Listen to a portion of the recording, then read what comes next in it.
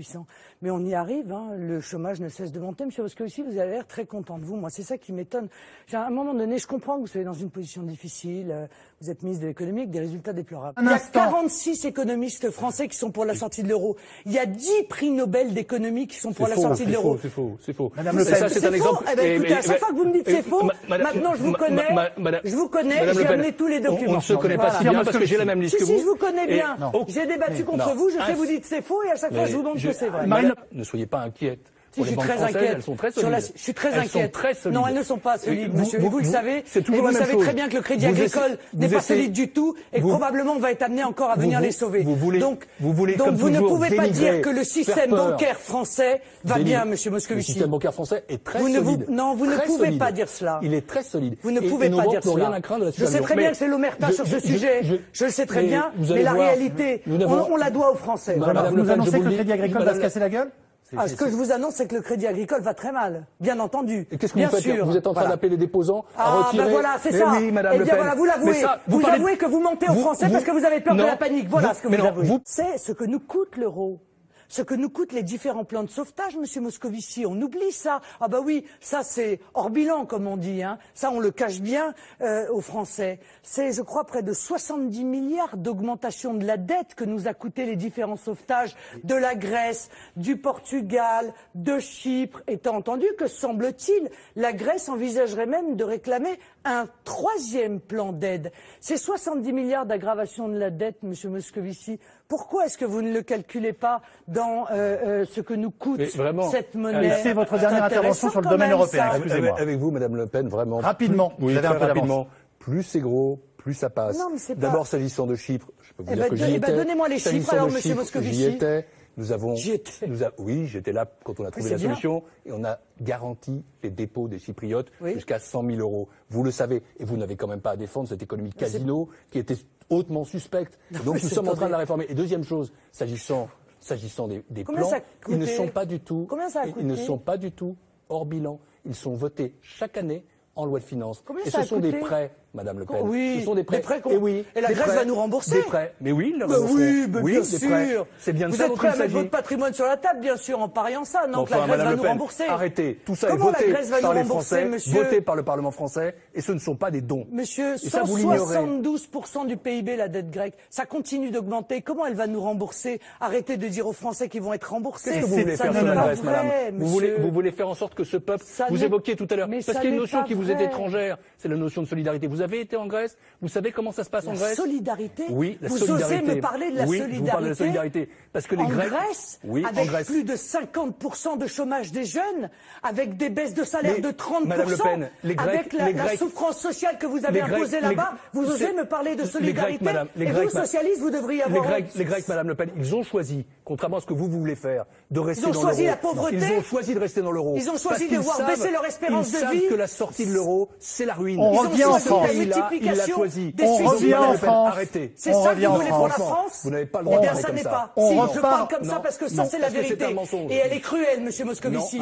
Mais pourtant, c'est la vérité. Et ça, c'est la conséquence de votre politique. Et l'on revient en France. Alors, ne parlez pas de solidarité avec la Grèce. Et l'on revient en France. Parce que la Grèce, France. vous l'avez tuée avec votre politique. C'est la Grèce qui a malheureusement mais bien sûr, c'est de leur faute. Une quasi-faillite. Puis c'est de la faute de l'Italie. Merci. Et c'est de la faute de l'Espagne. Et c'est de la faute du Il Portugal. nous reste 10 minutes pour parler du pacte de responsabilité. Sauf la vôtre.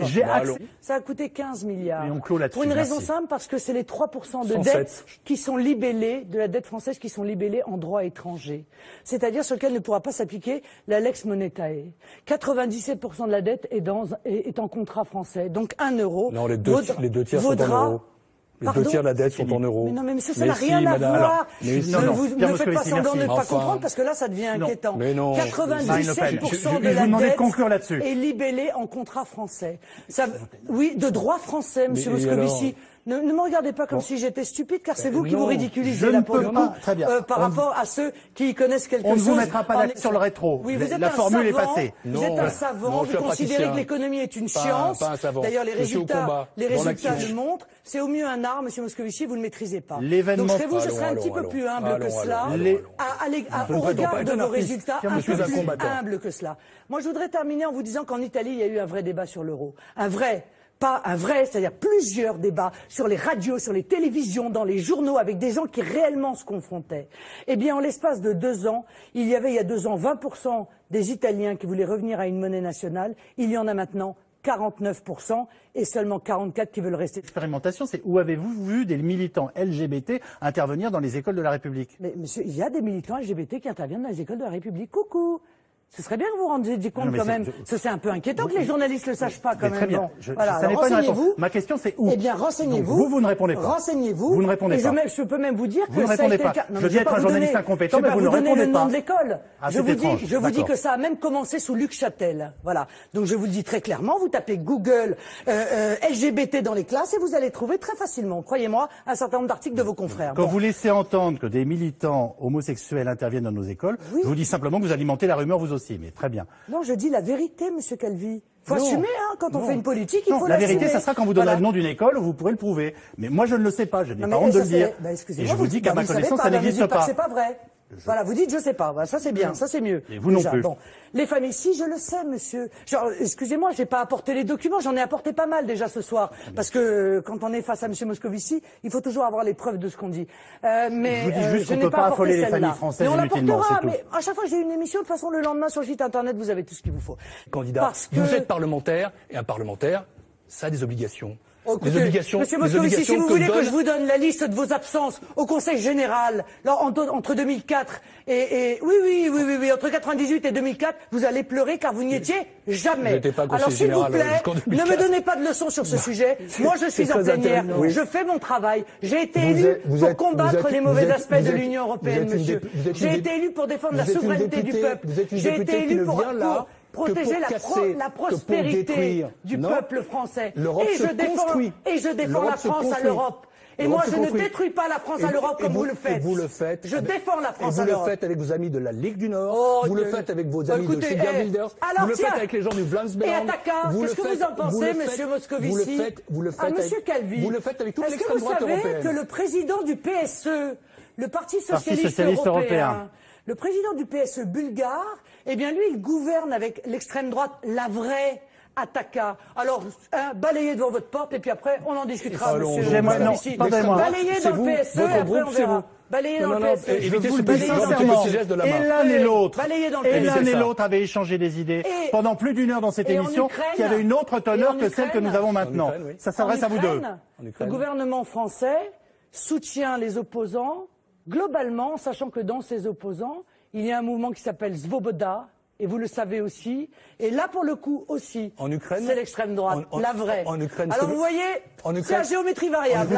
En Ukraine, ce que nous voulons, je vous pose une dernière question. C'est de faire en sorte que les libertés, s'il vous plaît, respectées. Je vous pose une dernière question à l'un et à l'autre. Je suis contre la GPA, je suis contre la PMA, je suis pour la défense des familles, je suis pour baisser les impositions fiscales sur les familles qui aujourd'hui n'arrivent plus à boucler les fins de mois. Je suis pour le retour, le retour sur la loi sur le mariage homosexuel sans démarier les gens qui auront été mariés. Je suis absolument opposé à la théorie du genre et je suis pour que ce soit l'école qui transmette le savoir et les parents qui éduquent et élèvent leurs enfants. Voilà. J'ai été clair là. Dont je ne sais pas exactement quelle relation il a avec le Front National, je sais quelle relation il a avec Jean-Marie Le Pen. Je sais qu'il a été candidat du PS. Quand je vois M. Dieudonné développer des têtes. Je viens de sommer des choses. Il y a quand même, excusez-moi, un humoriste, quoi. Moi, je veux bien que M. Moscovici nous dise que la France, ça va pas du tout. Parce que il y a un humoriste que vous adoriez d'ailleurs quand il était à gauche. Moi, j'ai jamais beaucoup apprécié. Mais ça, c'est mon problème. Moi, si vous me faites croire que la France est en danger, parce qu'il y a un type qui profère des propos antisémites, parce qu'il y a une vingtaine de types qui ont été dissous d'ailleurs, et qui ont proféré, et que tout le monde connaît, et que M. Valls connaît mieux que quiconque, puisque c'est lui qui a dissous leur mouvement. Pourquoi ils étaient là? Pourquoi est-ce qu'on a amalgamé des milliers de personnes qui sont venues, certains contre l'écotaxe, certains contre l'équitaxe, qui ceux-là n'étaient ni des racistes ni des antisémites, monsieur Moscovici. Faut pas se raconter d'histoire. Donc arrêtez avec vos amalgames. C'est vous qui créez un climat de peur. Ce qui est sûr, c'est que les Français sont inquiets parce qu'ils ont le sentiment que ce gouvernement, un, ne sait pas où il va, deux, qu'il est prêt justement à tous les amalgames pour imposer sa vision, trois, qu'il ne respecte pas les libertés publiques, les grandes libertés publiques et les libertés individuelles. Ils sont inquiets. Voilà, ils sont inquiets et moi je leur propose d'exprimer leur inquiétude et leur espérance d'ailleurs dans les urnes. Merci. Voilà.